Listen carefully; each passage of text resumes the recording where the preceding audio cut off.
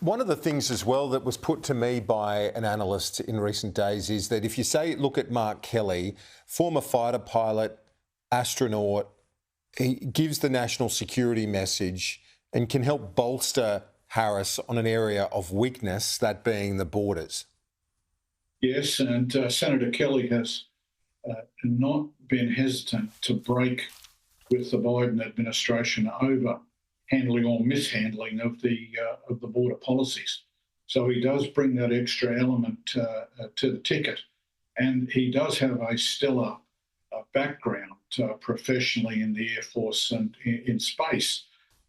He's also married to former Congresswoman Gabby Giffords, who survived a shocking assault in Tucson years ago, which really brought into play again the presence of guns in the hands of people who are clearly deranged and go after American public figures, as we saw just recently with the attempt on Donald Trump's life. So Senator Kelly brings a lot to the ticket, no question about that. And he would be one of those uppermost in the Vice President's mind. The reset happens for both sides, though, doesn't it? Because Donald Trump has to reset his strategy, given how effective they were in basically, I think Joe Biden did a bit himself in terms of his lack of cohesion and certainly the poor performance in that first debate was the killer in that. But Donald Trump had that laser focus on the age, incompetence, lack of acuity. Now they've got to change. Very much so.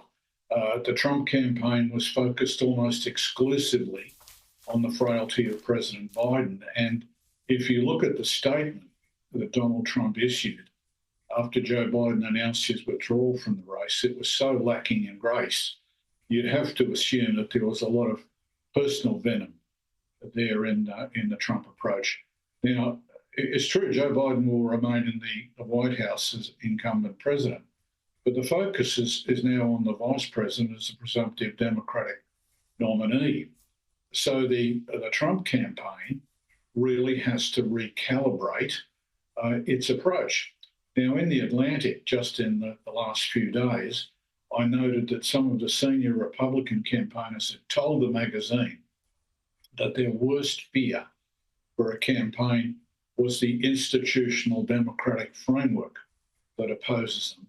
That is, not only the administration and the Congress, but people on the ground. Now, you've seen the institutional democratic framework come into play over the last couple of days, rallying behind Kamala Harris and doing it very effectively and very quickly, so that in all probability by the first week of August, the candidacy for the presidency will be confirmed, and the convention in Chicago a couple of weeks later will be something of a massive endorsement in primetime TV. So the Democrats have responded effectively. It's now up to the Republicans to match that.